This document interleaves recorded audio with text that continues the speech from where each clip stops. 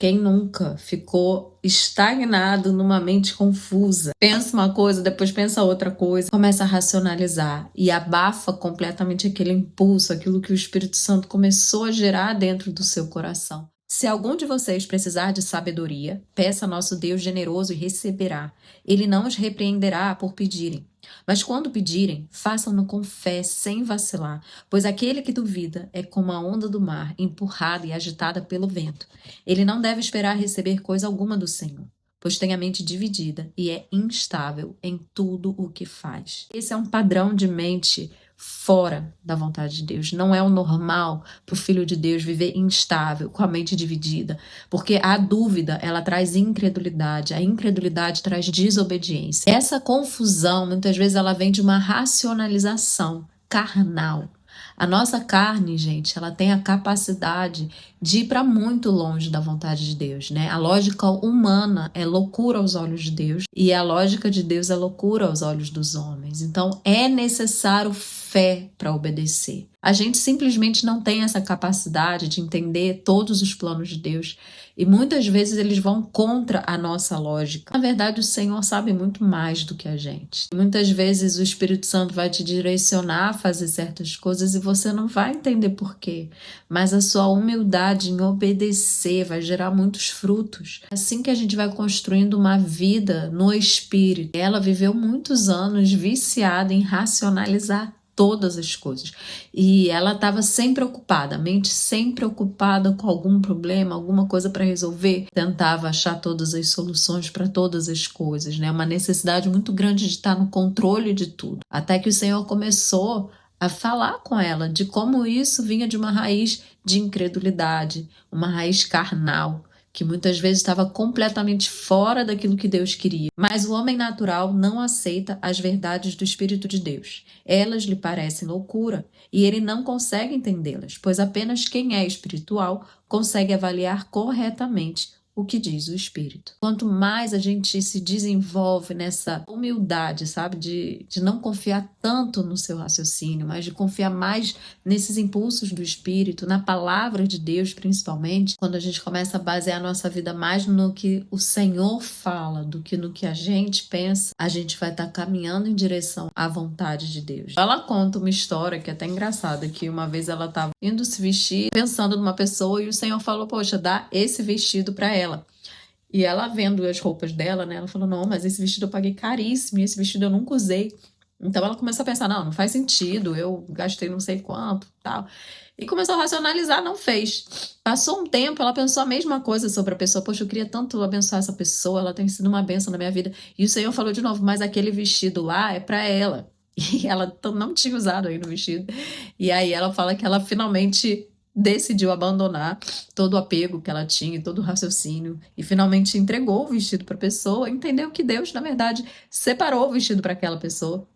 E foi uma bênção, né? No final foi uma experiência bem legal para ela também. Quando o Senhor fala no nosso interior, a gente não deveria ficar debatendo, questionando. A nossa atitude deveria ser de humildade, de vou obedecer e pronto. Provérbios 3:5 fala exatamente isso.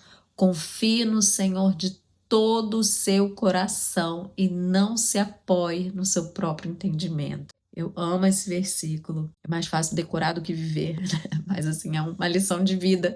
A vida inteira é a gente aprender a não confiar no próprio raciocínio, mas confiar de todo o coração no Senhor. A mente deve auxiliar o espírito, honrando e tendo como a parte mais nobre. Interessante isso, né? Tipo, dentro de nós, a gente tem essa opção, né? Da carne ou do espírito. Mas quando eu honro o Espírito Santo, né? Quando eu dou lugar, quando eu saio de cena para que o Senhor viva em mim, eu estou priorizando aquilo que Ele fala, aquilo que Ele quer. Ela fala então que ela era viciada nessa racionalização a ponto de ficar exausta. No início ficava até tipo entediada, porque não tinha muito o que pensar, como se já está tudo resolvido, o Senhor já cuidou de tudo, então não tem que me preocupar.